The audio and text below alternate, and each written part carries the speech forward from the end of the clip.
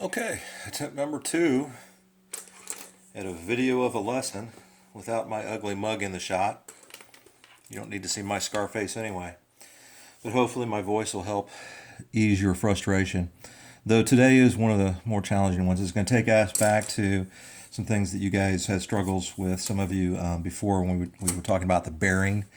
Two different ways we can talk about bearing as far as 70 degrees east of north and so forth.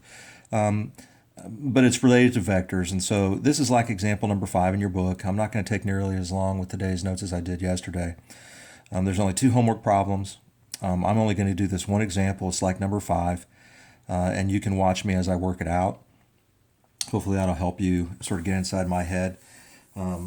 Not that's a place that many of you want to be, but at least for the math part, not a bad place for you to be on this problem. Anyway, so a problem is that a ship is leaving port on a bearing of 25 degrees, and it travels 61 4/10 kilometers. The ship then turns due east and travels 84 6/10 kilometers. And there's 2 parts to the question. A, how far is the ship from the original port where it left? And part B is, what is its bearing from port at this time that it's traveled the 84.6 kilometers? So the key is in the picture. So I'm going to start off, and I'm going to use a straight edge to do this. I'm going to start off by representing the ship leaving port on a bearing of 25 degrees and going 61.4 kilometers. So the 61.4 is going to be my my initial vector. I'm going to start it from this point right here, and I'm going to estimate it to be 25 degrees like that. So there's my arrow, there's my vector, and I'm not going to label the 61.4 yet, because what I'd like to do is show you the part that some of you were confused about when it came to the 2 different methods of bearing. So in this particular method, they're using, I think it was method 1, which everything relates to due north. So when it says it's bearing 25 degrees, we always start with due north. So there I'm drawing an arrow to represent straight north, due north, and it goes clockwise. So when it says 25 degrees, that means that this angle right here is 25 degrees. So that means if you wanted to have a ship that was going more south than it is north, then you'd have to go past the 90-degree mark. So you'd have to come down here and go to, say, 120 degrees. It might be going this direction. Or if you wanted the ship to be going in a northwesterly direction, then you would have to go from due north, you'd have to go 90 degrees, then to 180, which is due south, and then to 270, which is due west, and then you'd have to add on whatever once. Say you wanted to go 60 degrees beyond the 270, which is due west, you go another 60 degrees up here, so 60 and 270, that would be a bearing of 330 degrees. So anyway, for our problem, all we need to know is that we're going on a bearing of 25 degrees, and that this is going to be the 61.4. I think at this point, I'll go ahead and put that number in right here. That's 61.4 kilometers. So I'm not going to put the kilometers. Then what happens is the ship turns due east. So due east is going to be easy. And it says it's going to go 84.6. So I'm going to make this line segment just a little bit longer. I don't know if that's much longer. But that's the 84.6 due east kilometers. And so the resultant vector in this case, and I'll do this in red like I did yesterday for the resultant vectors, is going to be this one.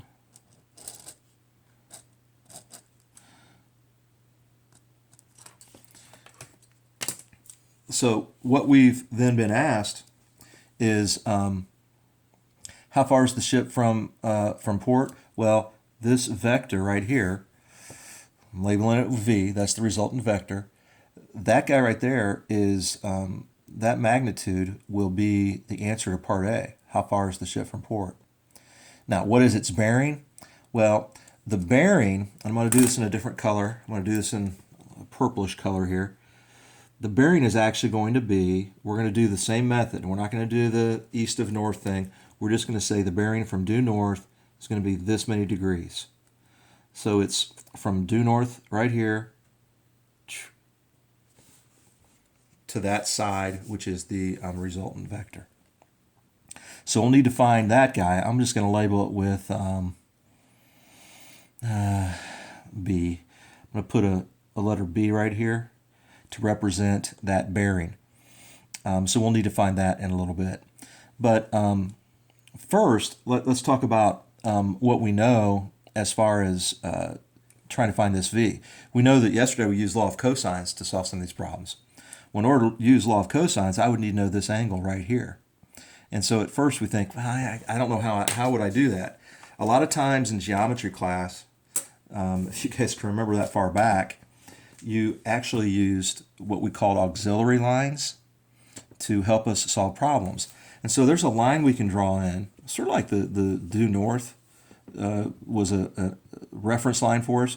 We can draw in an auxiliary line segment here that extends the vector, the due east vector, back to the left like this. And in so doing, we've created a right triangle right here.